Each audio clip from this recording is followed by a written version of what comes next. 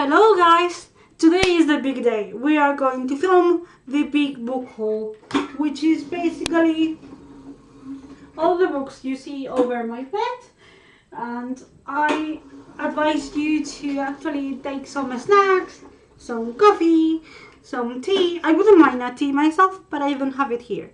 So water should be enough. I know that there are lots, so my experience is that you will probably not watch this entirely, but I would love to hear what you think about the books I'm going to mention, mainly because I bought a wide range of books. So maybe if you have already read it, I can select my new readings for next month, for instance.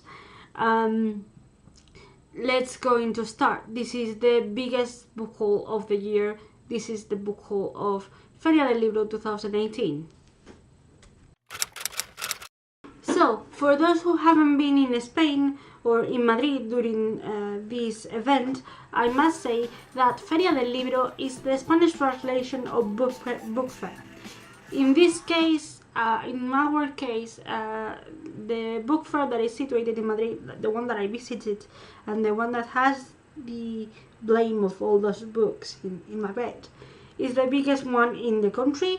It lasts 3 weeks, in which in the biggest park or the most famous park in the city, which is El Retiro, a lot of stalls, a lot of stands are set.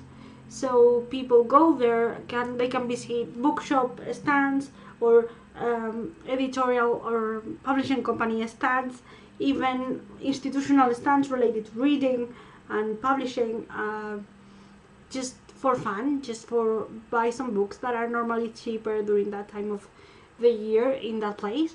And also people can go and visit their favorite authors. There's a lot of authors that come to Madrid during that time of the year, national and international authors as well. So during that time of the year, every single day there are several authors doing signing or doing events, meeting fans.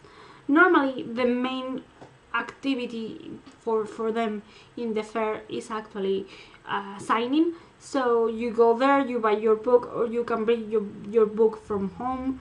There are certain authors that actually tell you that they sign everything you give to them, so it's not only related to one book per person.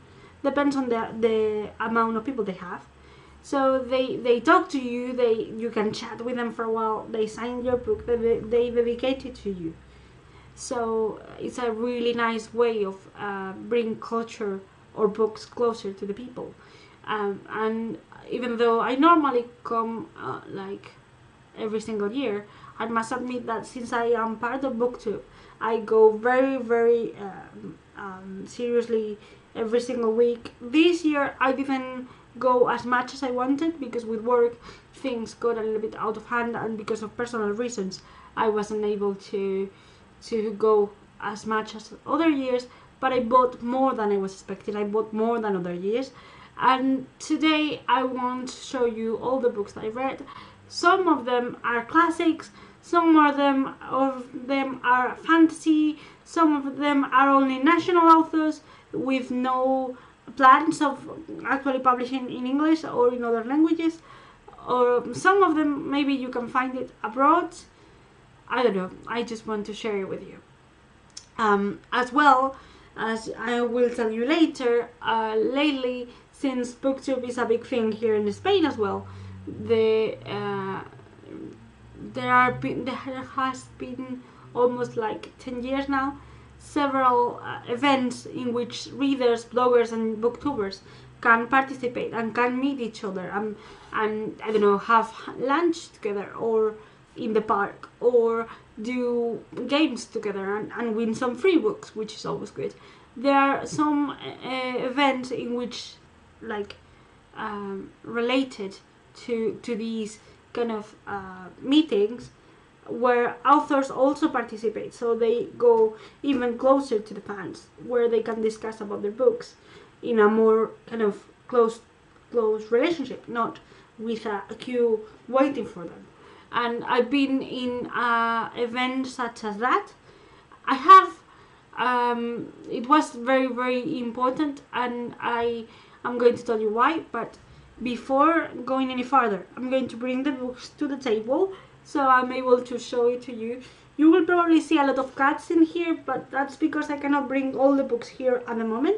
But I hope you enjoy this video. As I said, please remember to bring some beverage with you, some food, because this is going to be long. Maybe if you don't know me, I should present myself first. My name is Clara, and this is the Ink Path, a place where I normally talk about books. And as you can probably see, I am speaking in English, even though I'm from Spain. This is a bilingual channel, and if you are here, you have already selected the language. But remember that I try to put everything in playlists of different languages, so English and Spanish. So you can select the playlist you want to watch and the video you want to watch in the language you want.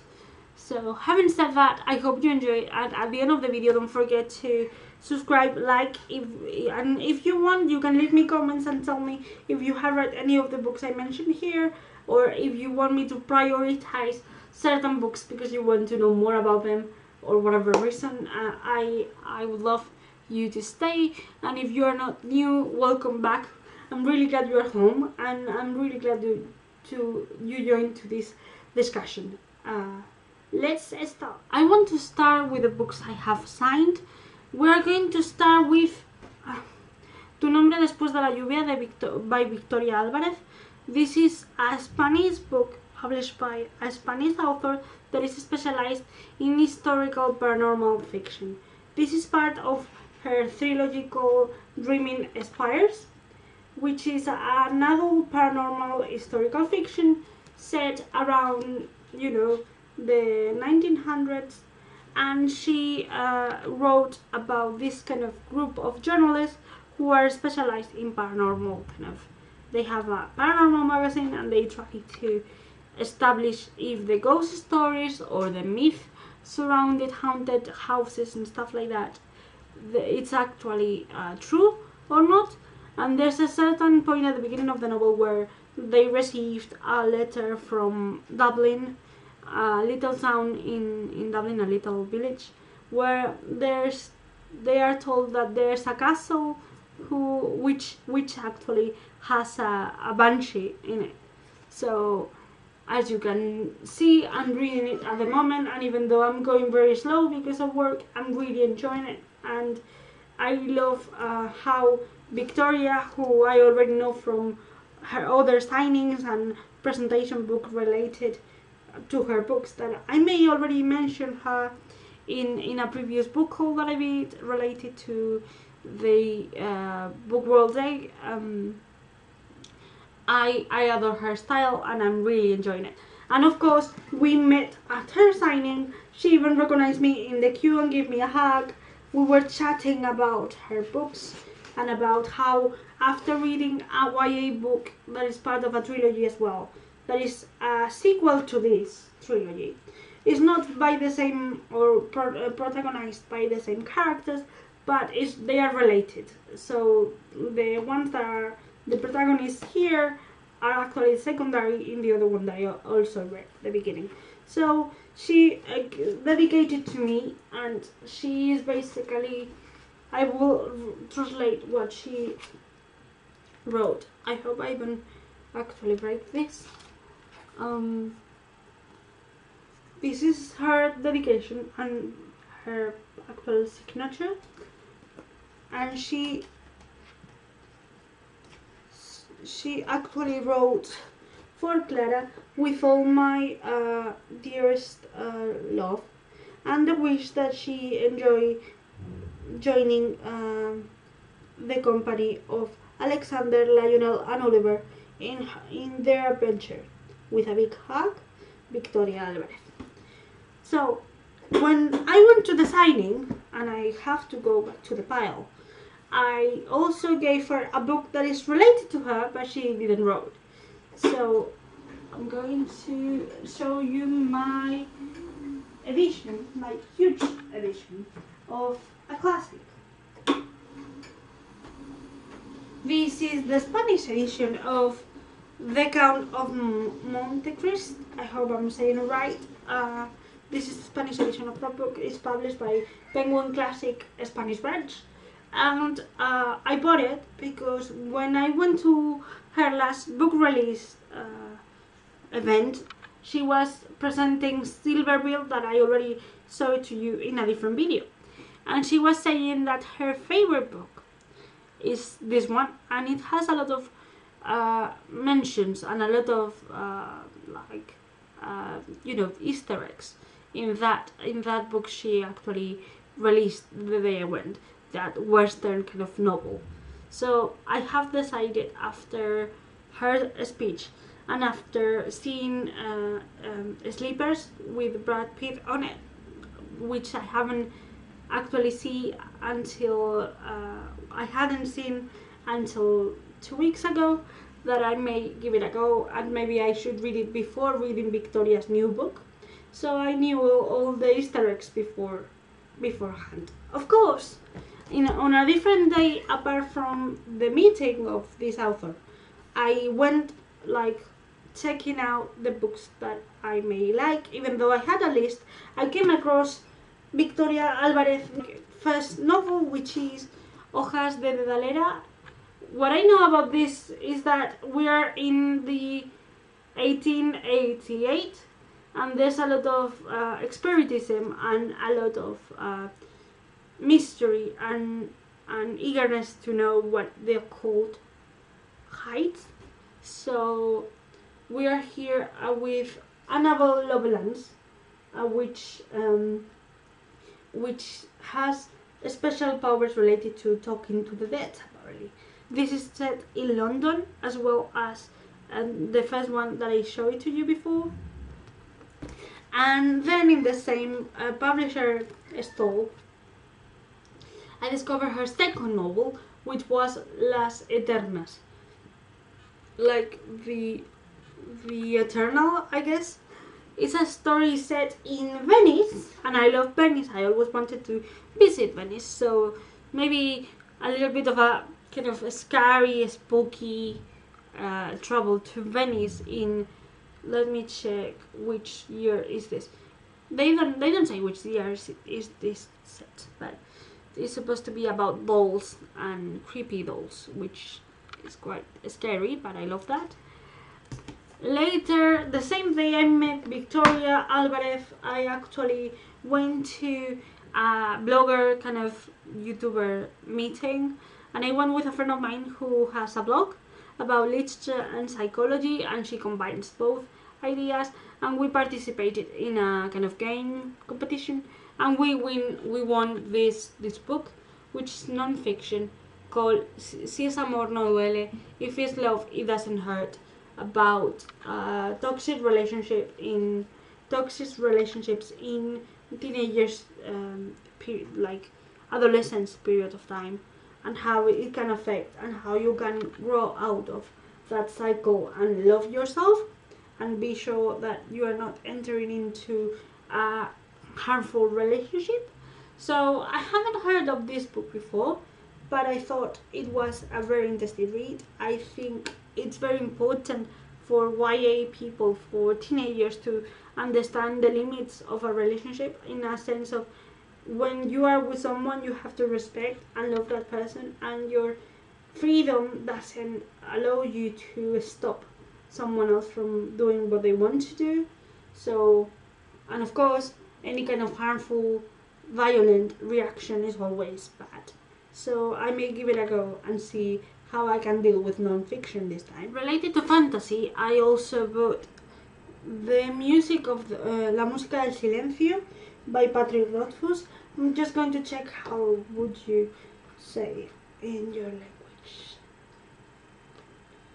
The Slow Regard of Silent Things by Patrick Rothfuss. For those who don't know, one of my favorite books is actually, well, or trilogies, even though it's not finished, is actually the Killer King's Chronicles by Patrick Rothfuss.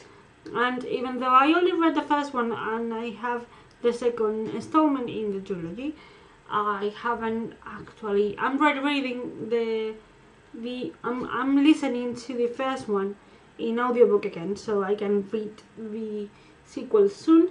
This story is a little novella written about a secondary character, which is actually my favorite character.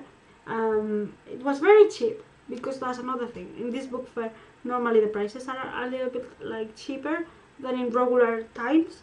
So yeah, I bought it. I just saw it and I couldn't resist myself to buy it.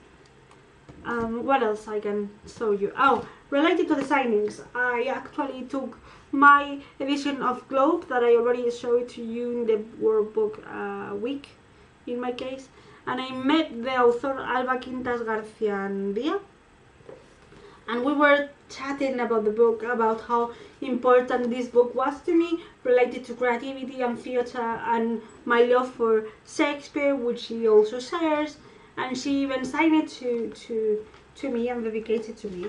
And I was very, very thrilled, and I was also very, very nervous to meet her, because I don't know, I felt in love with the story.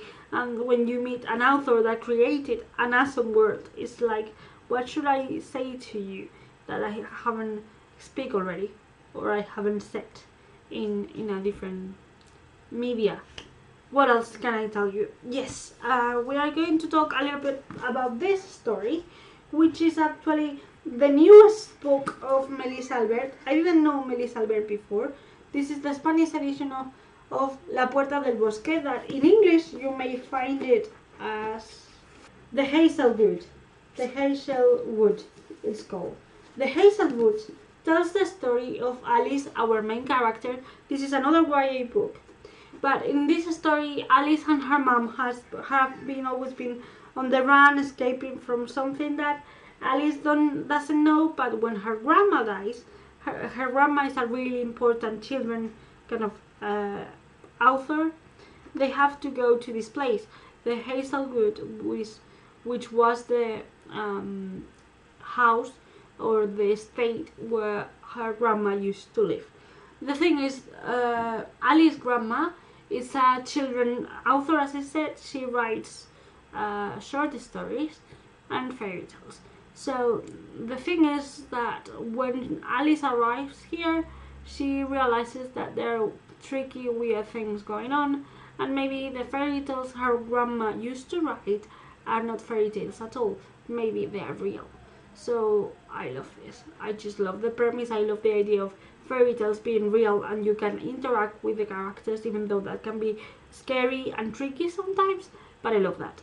And it seems to be a little like closest to the green fairy tales than the Disney ones, so I'm really excited to read in this very, very soon. After that, I bought a YA book. At least it's the beginning of a saga for what I know, but in our country it was translated as Iskari. You may also find it in your language, in English, I mean, with the name of Vilas Namsara by Kristen Ficarelli, yeah. This is the story of a dragon hunter and the dragons, specifically one, the only one that she hasn't killed yet. The idea that dragons are full or trapped with words, with stories that are actually forbidden in this kingdom, it has already hooked me in. And I love the vision. I don't know if you are able to see it. They are like this. Every chapter starts like this. And the beginning of the book itself are dragon scales. And I love it. I love it. I love it very much. Later, I just had the chance of picking up my favorite trilogy ending. This is The Winner's Kiss by Mary Rukowski. I recently read The Winner's Crime, which is the sequel, and I am still emotionally healing from that, but I needed to have the last installment in the trilogy. I know I'm going to suffer. I know it's going to be really, really hard, but I needed to have this ending at home. at hand when I was ready, and I have it and I love it. I just love it. As a curiosity, you can probably tell if you follow the YA sphere of books and publishers that this beautiful dress was in the original cover, in the English cover, was red, but in our country, as the beginning of the trilogy also started with a different shade of red in the dress that the woman in this cover also wore, the Spanish publisher companies decided to change the clothing, the color of the beautiful dress into a green one, which is I think more appealing than the red one. So the next one I'm going to show you, probably you will find it in your stores because I know it has an English translation. This is Bango, the first installment of Between Earth and Sky, or Sky and Earth. Is something similar to that. This is the first volume of a duology which presents our main character Bango in the midst of the Second World War, when he's about to become a priest, but then someone or a set of soldiers come to Notre Dame to kill him. So he has to run away and try to solve who the hell in all Paris is trying to kill him. This is a story I've been meaning to pick like for 4 years now when I discovered BookTube aesthetic of this. Now, 2 books that I want to show it to you that you may also find, but only in Spanish.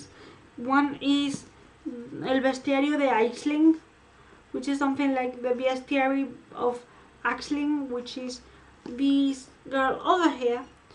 This is the first part in a trilogy called Los Guardianes de la Ciudadela, the Guardians of the Citadel, and it tells the story of Aisling, a girl who is not able to contribute to her society, to her town, in the way she wanted to. She always wants to fight monsters, and yes, monsters in this world, this fantasy world, are real. So she always wanted to go with the kind of hunting troop, but because of several reasons she's not allowed to do that.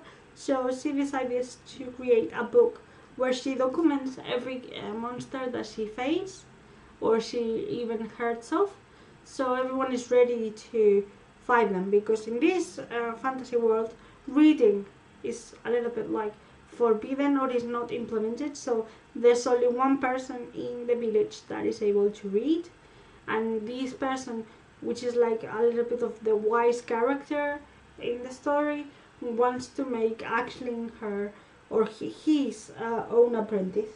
So yeah, I love this cover, I love this author. This author used to be my favorite author while I was in school and high school, so it's really good to see that she's back on the fantasy big thing. These 2 books I'm going to mention now are very important, basically because I met the authors in an event about how is to co-write a novel with someone else.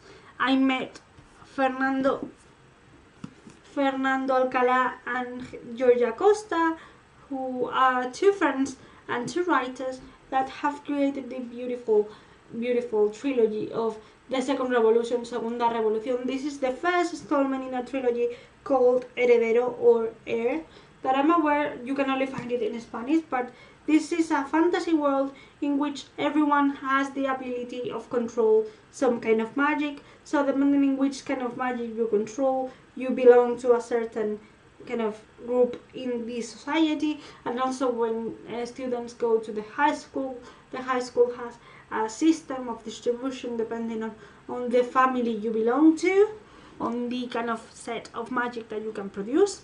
And there has also been a war years back. So even though it's been a while, there's a lot of grudges and resentment related to this event. And on the other side of the table, we had this beautiful lady, Raquel de la Morena. This is a different kind of novel, but she writes YA fiction, YA fantasy fiction with her husband. And in this case, I didn't have their book, but I had this historical romance drama with a little bit of paranormal that is called El Corazón de la Banshee, the Heart of the Banshee. Again, you can probably tell that I'm very, very Irish folklore involved at the moment. So even if I couldn't talk about the book that they were discussing, I have to admit that the Curse of Trifoli House, which is the book that they were talking about, La Maldición de de Trifoli House, it's a very interesting YA book, which is not the one I'm showing to you. I will put the picture of the book at some point. And it's a mirror kind of a story, so you can actually read either this way and read one character, or this way and read another character, so every chapter complements the chapters on the other side. And I feel that it's really nice and quirky, and I love that. So in this event, they were discussing how they normally do to write and to establish a coherent plot that they discuss later on. So yeah, it was a very, very fun time. I also met, I met the 4 authors, and I was very, very thrilled. But I was extremely happy to be able to bring my books, even though they weren't all the ones that they were being talked about it in this. So I just have mine signed and dedicated to me, like this.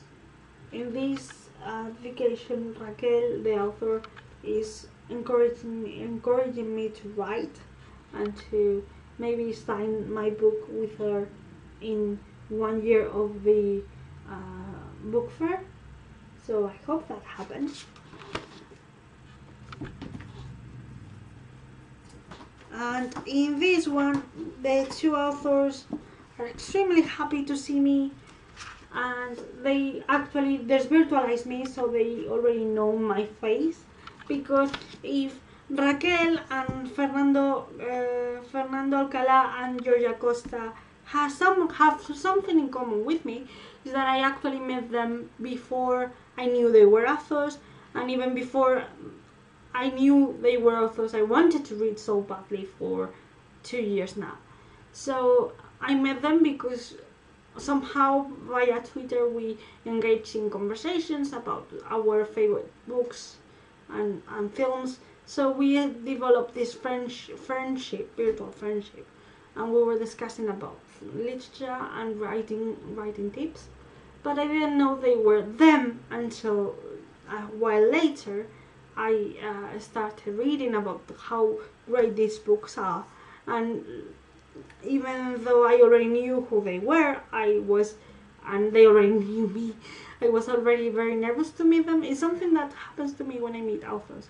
I am an extrovert person, but when I meet authors that I respect, or that I want to read, or I feel like their style is very important, and I try to be like them with my own style, I get very shy, and I'm not quite sure about what to say, so I don't feel like a fool.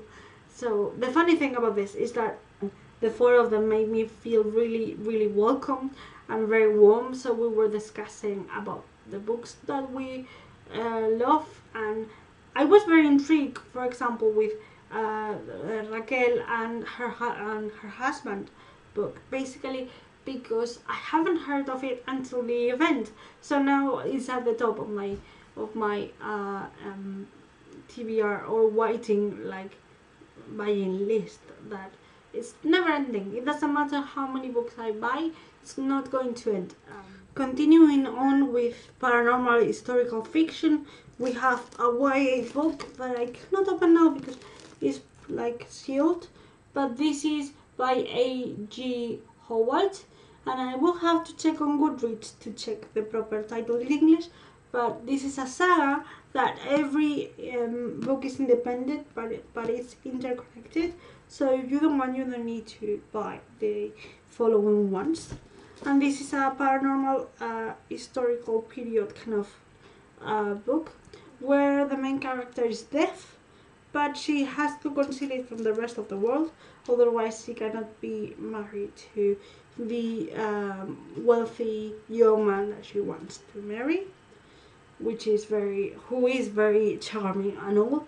But one day she apparently she sees a ghost that is the only one that can actually hear.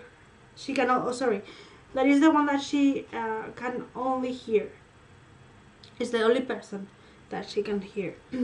So as I thought, this book in its original title is The Architect's Home, which is part of the Haunted Heart legacy. This is book 1, but as I said, this saga is independent from each book, so it's interconnected, but it's not compulsory to read everything to understand the plot. But continuing on towards more romance, pseudo paranormal story, we have Edinburgh by Julian Donaldson, which is an author of historical romance. This is set in Jane Austen time, I guess, so it's part of the Regency era, but it's not a Jane Austen book, it's a new one. So basically that's all I need this summer, and I bought it because you know how I get along with Jane Austen, so yeah, that's my thing. Lastly, and from the same publisher, I bought, let me just check so I'm able to say the proper title in its language. This is A Mad, Wicked and Folly, although we translate it as Por Amor al Arte. This is the story of Victoria Darling, a well-raised young lady that is supposed to be growing up just to be married off. But she doesn't want to marry the posh, kind of gentleman that actually is really, really bad on the inside. She wants to be a painter, and she wants to fight for the vote for women, because we're in the middle of the suffragette kind of war, kind of protest, and I just need some kind of romance in a different set period than ours, basically, and I love it. It's just what I need. As I said, I am having a lot of mixed genres in this book haul, so you will have a little bit of everything. So, going back into the general fiction, and the light is going, so I must be quick. We have The Bookshop by Penelope Fitzgerald. This is the Spanish edition, and if you are a fan of Isabel Coixet kind of films, an adaptation about this beautiful book and film adaptation, I adore the story of the film, so I decided that I would pick it up as soon as I could. This is actually not my book. One of my relatives was eagerly waiting for it to be ours, because in our family we share the reading experience. So I decided, as well as the next book I'm going to show you, I decided to give it to her. So when she reads it, I'm going to be reading as well. The next one I'm going to show you is also owned by this relative of mine, but again, as I share my reading experience and my books with her, this is going to be also read by me, so why I shouldn't hold it.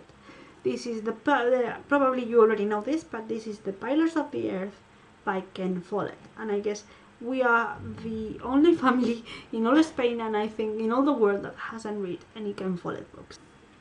And in the poetry section, I found in a really nice bookshop dedicated to female authors, I found The Complete Poetry by Emily Bronte, that was never translated into Spanish before.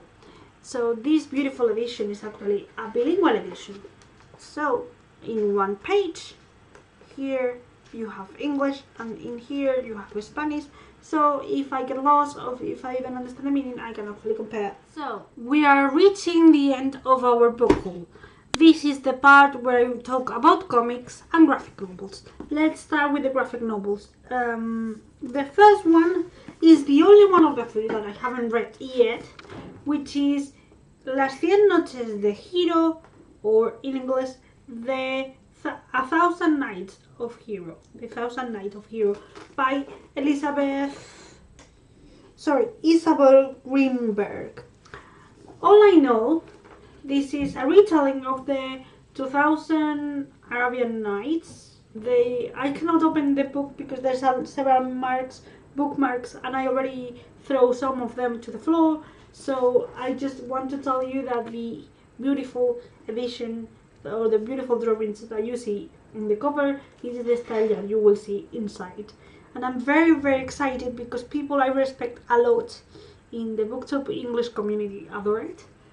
The next one I'm going to talk to you about is this one. This is a Spanish graphic novel about Mary Shelley's life and its connection to her most famous work, which is Frankenstein, and specifically to the monster that you see here. I just finished this today, and I feel it's a beautiful, beautiful book. I feel I'm going to try to show to you the style. The style of the drawings is exquisite. It has the perfect kind of gray, blue, red combination to be more graphic on the horror of Mary's life, because she lost a lot of several of her children and also her husband, and she even had to deny the importance and the progression of her story because she was told off. So this recalls, it's like old ancient Mary Shelley recalls backwards in her life in a very non-linear way, how her life was and how the monster and the novel itself actually was very, very present in her life. And of course, I read, as a Doctor Who fan, I read the only issue of the Doctor Who adventures, in this case of the 10th Doctor, my beloved David Tennant. He's just the best. We are in Spain, we used to be very fans of Doctor Who at the beginning when it was released, but apparently it didn't have the successful impact people were expecting, so the broadcasting was cancelled. So I didn't knew about this show, this BBC series, before I went to England, and my flatmate actually introduced me to the show. But since I've been in Spain, I wasn't able to follow the adventures of the Doctor, so I'm still in the 10th Doctor era. So to me, having at last this comic form of the adventures of the Doctor, which is like treating 3 different adventures with a different companion from the ones that he has in the show, it's very important because it brings a little bit of my second home close to my actual home. Well, this is it. This is the end. I hope you enjoyed this huge book haul. I hope I can actually edit it on time for tomorrow, but if not, I will probably post it on Saturday. However, I will do my best, and you will have probably very, very soon this huge book haul. Please, if you have read any of the books I mentioned here, let me know. Let me know your opinion with all the spoilers, please. So maybe I can put that at the top of my TBR pile and pick it up next when I finish Victoria's Alvarez book. And if not, if you want to read any book in particular, or you are interested in any book that I mentioned, just let me know and tell me why would you be interested in that. Maybe I should read it first so I can bring you a new review to it. And we reached 100 subscribers, so next week is not going to be a review week, it's going to be a special week. And for the first time since I created the channel, we are going to have separated video that is not going to be replicated either in Spanish or in English. So every viewer will have access to bookish information about me or the channel, but it's only exclusive to the language. And I hope you enjoyed this video very much. Please tell me your thoughts on the books I mentioned, or the books I should read next from what I showed you. I don't know. Do you have any book fair that you normally go to in your country or in your city? Or do you like going to book signing and meeting authors? Or you are more like a quiet reader that prefers to keep the reading experience to himself or herself? Let me know in the comment section down below. Bye!